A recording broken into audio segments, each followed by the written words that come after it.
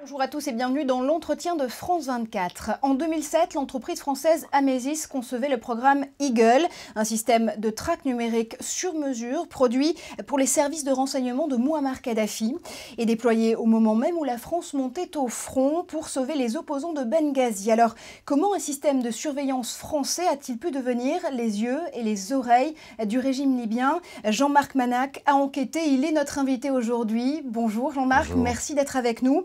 Vous publiez Au pays de Candy, un livre numérique édité par ovni.fr. Je pense qu'on est très loin de la Candy, héroïne de dessin animé. Candy, c'est quoi ?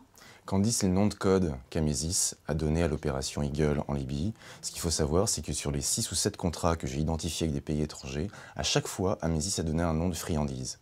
Voilà. C'est Finger au Qatar, parce que la capitale c'est Doha, Crocodile au Gabon, on a également des glaces Miko, on a Popcorn au Maroc, et par un cynisme, ou un peu comme dans un mauvais roman d'espionnage, ces systèmes-là qui visent à espionner des civils, officiellement ça vise à traquer des terroristes, dans les faits on sait que ça va être utilisé contre des civils, contre des citoyens, donc ils leur ont donné un nom de code de friandise. Alors justement, le système Eagle concernait la traque d'opposants libyens. C'est en tout cas ce qui a été commandé par le régime de Mouammar Kadhafi à cette entreprise Amesis, qui depuis a été rachetée par Bull, le groupe anglais. Comment définir Eagle ? Amesis explique que c'est un logiciel, une sorte de moteur de recherche qui, au lieu d'aller chercher sur le web, va rechercher ce qu'il y a dans vos ordinateurs. Qu'est-ce qui rentre et qu'est-ce qui sort de vos ordinateurs? Vos emails, les pages web que vous visitez, ce que vous mettez sur Facebook, les réseaux sociaux, etc.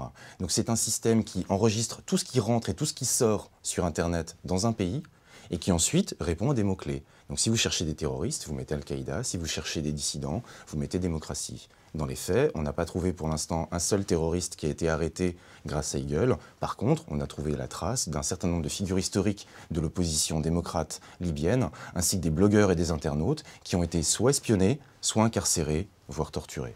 Il y a quelques jours, Amesis disait s'être séparé justement de ce produit, Eagle, parce que l'activité n'était plus significative, visiblement, pour eux. C'est en tout cas les termes qu'ils emploient dans leur communiqué de presse. Eagle, est-ce que c'est une arme de guerre ?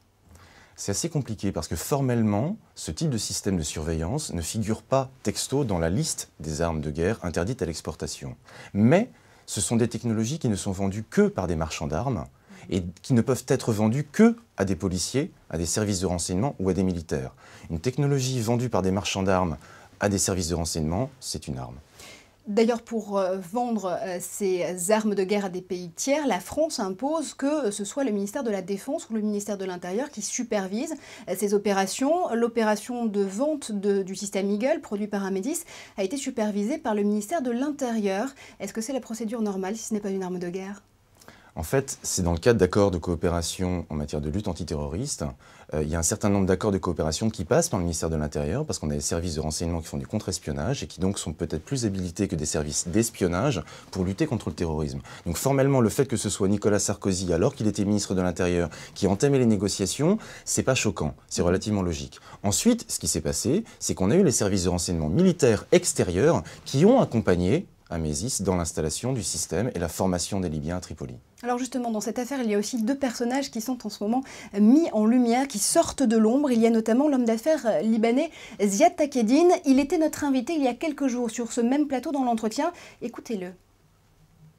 Il n'y a rien qui se passait entre la Libye et la France sans ma connaissance, sans que ce soit directement ou indirectement que je sois au courant. Était-il au courant de cette vente d'armes à la Libye ? Il était parfaitement au courant parce que c'est lui qui l'a négocié avec Philippe Vanier, qui était le PDG d'Amesis, qui est aujourd'hui le PDG de Bull.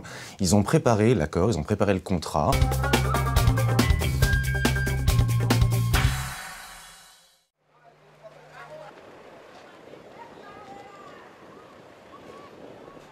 This is the town of Dwekwe in Ivory Coast. Hundreds of people were killed here in the massacre of March 2011 as Alassane Ouattara's forces took control from Laurent Gbagbo's supporters. 1 year on, signs of the fighting can still be seen.